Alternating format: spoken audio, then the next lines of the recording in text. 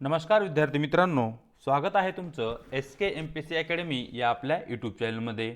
आज दिनांक 1 फेब्रुवारी 2024 वार आहे बुधवार। तुमच्यासाठी घेऊन आलो आहे संपूर्ण लोकसत्ता वृत्तपत्र विश्लेषण। तर आज या ठिकाणी आपण ज्या काही महत्त्वाच्या बातम्या आहेत त्यामध्ये आपण योगिनी मंदिर, अर्थसंकल्प, वित्त आयोग यावर आधारित न्यूजपेपरमध्ये ज्या काही महत्त्वपूर्ण न्यूज आहे ज्या की स्पर्धा परीक्षे दृष्टिकोनातून आपल्यासाठी महत्त्वाच्या आहेत त्या न्यूजला या ठिकाणी आपण डिस्कस करणार आहोत। त्याचबरोबर आपण सुनील छत्री, पार्वती बरुवा, दूर से नमस्ते, न्याहारी योजना आणि त्याचबरोबर क्रीडा क्षेत्रावरील ज्या काही बातम्या आहेत ज्या की स्पर्धा परीक्षे दृष्टिकोनातून आपल्यासाठी महत्त्वाच्या होत्या त्या सर्वांना या ठिकाणी आपण MCQ क्वेश्चनच्या माध्यमातून समजून घेण्याचा प्रयत्न करणार आहोत। चला तर जी काही आजची आपली डिस्कशन आहे तिला या ठिकाणी आता आपण सुरुवात करूया। या ठिकाणी जी आजची आपली पहिली न्यूज आहे ती योगिनी मंदिर संदर्भात आहे। सरळ न्यूज पाहूया।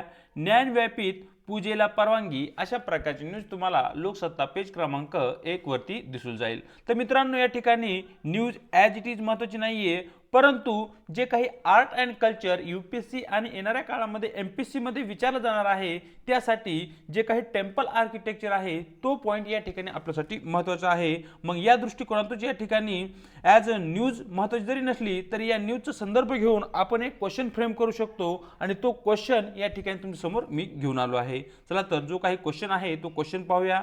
मोरेंजवळ स्थित 64 योगिनी मंदिराच्या संदर्भात खालील विधाने विचारात घ्या अशा प्रकारचा मित्रांनो या ठिकाणी आपला प्रश्न आहे। या ठिकाणी जे विधान क्रमांक 1 आहे ते पाहूया। हे कच्प घाट राजवंशाच्या काळात बांधले गेलेले गोलाकार मंदिर आहे अशा प्रकारचं आपलं पहिलं विधान आहे। विधान 2 भारतात बांधलेले एकमेव गोलाकार मंदिर आहे। विधान क्रमांक 3 या प्रदेशात वैष्णव पंथाचा प्रचार आणि प्रसार व्हावा यासाठी या मंदिराची निर्मिती करण्यात आली होती। आणि विधान क्रमांक 4 त्याच्या रचनेमुळे भारतीय संसद भवनामागील प्रेरणा होती असा एक लोकप्रिय समज या ठिकाणी निर्माण झालेला आहे। अशा प्रकारचे विधान आपल्याकडे 4 आहे। तर अशा प्रकारे मित्रांनो या ठिकाणी जे विधान क्रमांक 1 आहे ते अगदी बरोबर आहे। कच्प घाट या राजवंशाच्या काळात या ठिकाणी ते बांधले गेलेले गोलाकार मंदिर आहे हे तुम्हाला या ठिकाणी माहिती असणं आवश्यक आहे। त्याचबरोबर विधान क्रमांक 2 भारतात बांधले गेलेले हे एकमेव गोलाकार मंदिर आहे हे जे विधान आहे ते या ठिकाणी चुकीचे आहे।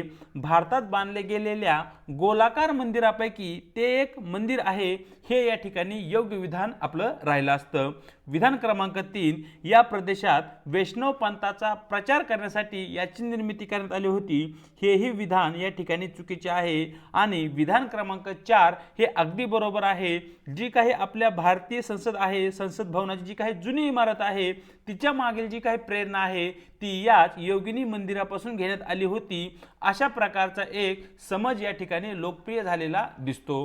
तर अशा प्रकारे विधान 1 आणि विधान 4 बरोबर असल्या कारणाने आपलं योग्य पर्याय राहील पर्याय C 1 आणि 4 बरोबर। चलूया आपल्या पुढच्या न्यूजकडे जी की या ठिकाणी अर्थसंकल्पा संदर्भात आहे। सरळ न्यूज पाहूया। लेखा अनुदानातून घोषणाची उधळण अशा प्रकारची न्यूज मित्रांनो या ठिकाणी तुम्हाला लोकसत्ता पेज क्रमांक 1 वरती दिसून जाईल। तर या ठिकाणी केंद्रीय मंत्री निर्मला सीतारामन या काय करणार आहेत या सरकारचा शेवटचा अर्थसंकल्प या ठिकाणी त्या मांडणार आहेत आणि त्या संदर्भात ती न्यूज आहे। या ठिकाणी आपल्या न्यूजला धरून जो काही प्रश्न बनतो तो प्रश्न पाहूया। स्वतंत्र भारताचा पहिला अर्थसंकल्प कोणी मांडला अशा प्रकारचा मित्रांनो या ठिकाणी आपला प्रश्न आहे। ज्या ठिकाणी पर्याय A आहे पंडित जवाहरलाल नेहरू, पर्याय B आहे महात्मा गांधी, पर्याय C आहे डॉक्टर बाबासाहेब आंबेडकर आणि आपला शेवटचा पर्याय आहे RK पश्नमुखी चेट्टी। हे असे आपले 4 पर्याय आहे। तर या ठिकाणी तुम्हाला माहिती असलं पाहिजे की जो काही स्वतंत्र भारताचा पहिला अर्थसंकल्प आहे तो मांडण्याचं कार्य RK पश्नमुख चेट्टी यांनी केले होते आणि ते या ठिकाणी स्वतंत्र भारताचे पहिले अर्थमंत्री होते असेही तुम्ही या ठिकाणी म्हणू शकताय। या ठिकाणी आपण इन डिटेलमध्ये थोडक्यात जी काही अर्थसंकल्पाची प्रक्रिया आहे ती प्रक्रिया या ठिकाणी समजून घेण्याचा प्रयत्न करूया। भारतामध्ये अर्थसंकल्प म्हणजेच बजेट याची जी काही प्रक्रिया आहे ती या ठिकाणी लोकसभेपासून सुरुवात होते। म्हणजेच लोकसभेमध्ये अर्थसंकल्प हा सादर करण्याची आणि पास करण्याची जी काही प्रक्रिया आहे ती भारताच्या राज्यघटनेच्या अनुच्छेद म्हणजे कलम 112 ते 117च्या अंतर्गत देण्यात आली आहे आणि या ठिकाणी जी काही प्रक्रिया चालते ती लोकसभेतील कार्यपद्धती आणि कामकाजाचे नियमन 204 ते 221 आणि 331 ई यामध्ये ती नमूद करण्यात आली आहे। हे तुम्हाला या ठिकाणी माहिती असणं आवश्यक आहे। या ठिकाणी जो काही अर्थसंकल्प आहे तो एकूण 6 टप्प्यातून जाताना आपल्याला दिसतो, ज्यामध्ये जो पहिला टप्पा आहे त्यामध्ये अर्थमंत्री काय करतात, जो काही अर्थसंकल्प आहे तो लोकसभेमध्ये सादर करतात।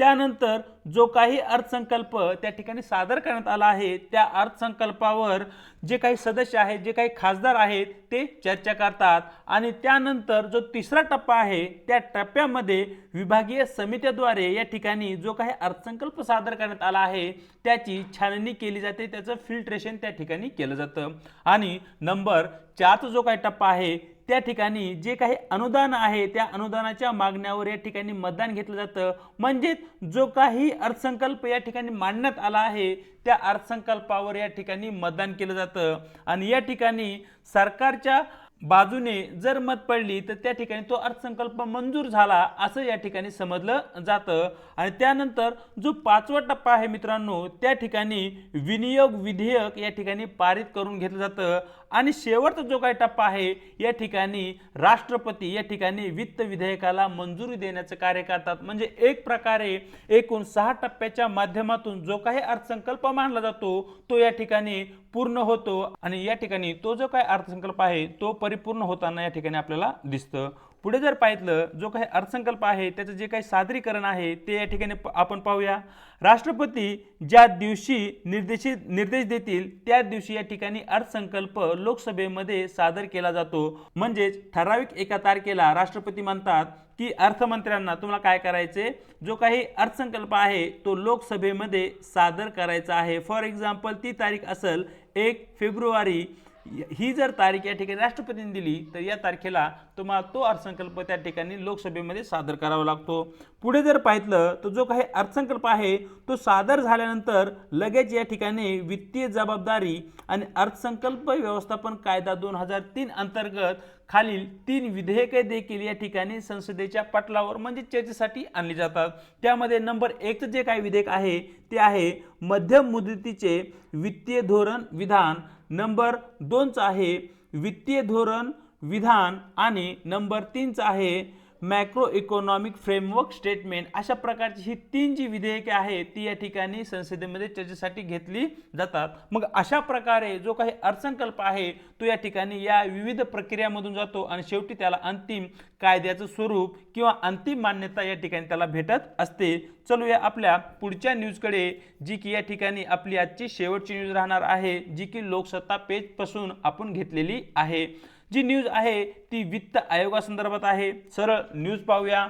वित्त आयोगाच्या सदस्यपदी डॉक्टर निरंजन राजाध्यक्ष, अशा प्रकारची न्यूज तुम्हाला लोकसत्ता पेज क्रमांक 1 वरती दिसून जाईल। तर मित्रांनो या ठिकाणी जो महत्त्वाचा पॉईंट आहे जे की तुम्हाला लक्षात ठेवायचा आहे तो म्हणजे जो काही 16वा वित्त आयोग आहे त्या 16वा वित्त आयोगाचे अध्यक्ष, अशा प्रकारचा सरळ प्रश्न तुम्हाला या ठिकाणी विचारला जाऊ शकतो।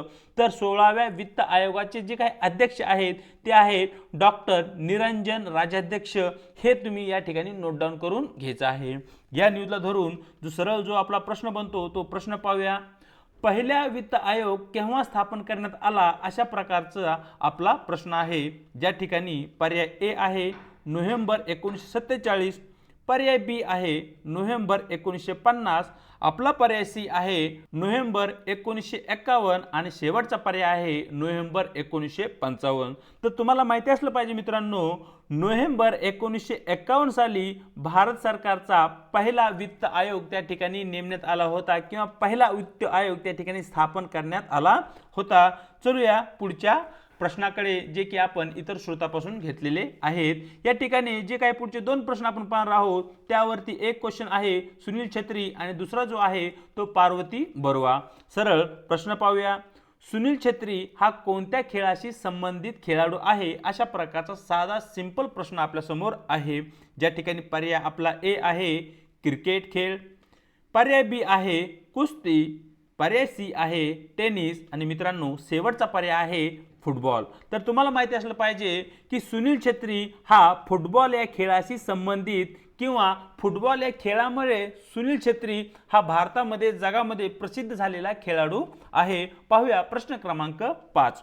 पार्वती बरुआ हा पद्मश्री मिळवणारे पहिले माहूत आहेत त्या कोणत्या राज्याच्या आहेत, अशा प्रकारचा आपला प्रश्न आहे। तर या ठिकाणी माहूत म्हणजे जो काही व्यक्ती हत्तीवर कंट्रोल करतो किंवा हत्तीला नियंत्रित करतो त्या व्यक्तीला आपण माहूत असे म्हणतो। मग या ठिकाणी जे काही आपले पर्याय आहेत ते पर्याय पाहूया। पर्याय ए ओडिशा राज्य, पर्याय बी आहे आपल्या समोर पश्चिम बंगाल, पर्याय सी आसाम आणि शेवटचा पर्याय आहे हिमाचल प्रदेश। तर तुम्हाला माहिती असलं पाहिजे की माहूत म्हणून प्रसिद्ध असणारे ज्यांना की पद्मश्री मिळवणारे ते पहिले माहूत ठरले आहेत असे पार्वती बरुआ हे ओडिशा या राज्याचे रहिवासी आहेत आणि त्यांना या ठिकाणी पद्मश्री पुरस्काराने सन्मानित करण्यात आलेले आहे। चलूया आपल्या पुढच्या प्रश्नाकडे पाहूया। प्रश्न क्रमांक 6। कोणत्या आंतरराष्ट्रीय संघटनेने दूर से नमस्ते दूरदर्शन आणि यूट्यूब मालिका सुरू केली आहे, अशा प्रकारचा या ठिकाणी आपला प्रश्न आहे। या ठिकाणी जो पर्याय ए आहे तो आहे वेब म्हणजे WEP, दुसरा पर्याय आहे युनिसेफ, पर्याय सी आहे जागतिक बँक आणि आपला शेवटचा पर्याय आहे IMF। तर मित्रांनो या ठिकाणी तुम्हाला माहिती असलं पाहिजे की युनिसेफ या आंतरराष्ट्रीय संघटनेने दूर से नमस्ते दूरदर्शन आणि यूट्यूब या ठिकाणी या मालिका सुरू केलेल्या आहेत। ते तुम्हाला या ठिकाणी क्वेश्चन विचारला जाऊ शकतो। तर या ठिकाणी तुम्ही मला कमेंट बॉक्समध्ये सांगायचं आहे की जो काही युनिसेफ आहे त्या युनिसेफचा फुल फॉर्म काय आहे तो तुम्हाला कमेंट बॉक्समध्ये सांगायचा आहे। आपला पुढचा प्रश्न पाहूया। कोणत्या राज्याने सरकारी शाळेतील विद्यार्थ्यांसाठी भारतातील पहिली न्याहारी योजना जाहीर केली आहे, अशा प्रकारचा आपला प्रश्न आहे। हा जो प्रश्न आहे तो आपल्यासाठी महत्त्वाचा आहे। या प्रश्नाला तुम्हाला स्टार करून घ्यायचा आहे। अशा प्रकारचे क्वेश्चन हे आयोगाकडून वारंवार विचारले गेलेले आहेत। तर या ठिकाणी पर्याय ए आहे तमिळनाडू राज्य, बी केरळ राज्य, सी आंध्र प्रदेश राज्य आणि शेवटचा पर्याय आहे मित्रांनो डी तेलंगणा राज्य। तर या ठिकाणी तमिळनाडू असे हे आपल्या देशातील पहिले राज्य आहे ज्याने सरकारी शाळेतील विद्यार्थ्यांसाठी भारतातील पहिली न्याहारी योजना या ठिकाणी सुरू केलेली आहे। पर्याय ए तमिळनाडू राज्य। तर अशा प्रकारे मित्रांनो जे काही आपले न्यूज होत्या त्यांना आपण MCQ क्वेश्चनच्या माध्यमातून या ठिकाणी डिस्कस केला आहे। काही न्यूज ज्या की महत्त्वाच्या होत्या, ज्या की क्रीडा क्षेत्रापासून आलेल्या होत्या, त्या न्यूजवर एक आपण छोटीशी नजर टाकूया चलत चलत। तर या ठिकाणी विराट कोहली हा जो भारतीय क्रिकेटपटू आहे त्याला ICC पुरुष एकदिवसीय क्रिकेटपटू ऑफ द इयर म्हणून या ठिकाणी घोषित करण्यात आले आहे। पुढे इंग्लिश 2027 वर्ल्ड टेस्ट चॅम्पियनशिपची जी काही फायनल आहे ती या ठिकाणी इंग्लंडमध्ये होणार आहे। सूर्यकुमार यादवला 2023 साठी या ठिकाणी ICC म्हणजे T20 खेळासाठी प्लेयर ऑफ द इयर हा खेळाडू म्हणून घोषित करण्यात आले आहे। श्रीजा अकुलाने हिने पहिले आंतरराष्ट्रीय टेबल टेनिस विजेतेपद या ठिकाणी पटकावले आहे। विमल माचरा हिने सायकलिंग ट्रोलडोम हे केरियन शर्यतीतील सुवर्ण पदक पटकावले आहे आणि जे शेवट आहे सिनियर युरो क्यू स्कूल जिंकणारा रांधवा हा पहिला भारतीय या ठिकाणी ठरलेला आहे। तर अशा प्रकारे मित्रांनो दिनांक 1 फेब्रुवारीचं जे काही आपलं महत्त्वपूर्ण वृत्तपत्र डिस्कशन आहे ते या ठिकाणी आपण केलं आहे। चॅनलवरती जर नवीन असाल तर चॅनलला लाईक आणि शेअर करायला विसरू नका। त्याचबरोबर न विसरता या ठिकाणी आपल्या चॅनलला सबस्क्राईब करायलाही विसरू नका। व्हिडिओच्या डिस्क्रिप्शन बॉक्समध्ये देण्यात आलेली आपल्या टेलिग्राम चॅनलची जी काही लिंक आहे त्या ठिकाणी आपले टेलिग्राम चॅनल ही तुम्हाला जॉईन करायचे आहे, ज्याच्या माध्यमातून आपल्या प्रत्येक व्हिडिओच्या लिंक्स आणि त्याचबरोबर स्पर्धा परीक्षेसंदर्भात महत्त्वपूर्ण अपडेट त्या ठिकाणी तुम्हाला भेटून जातील। आज इथेच थांबत आहोत, भेटूया एका नवीन व्हिडिओ सोबत।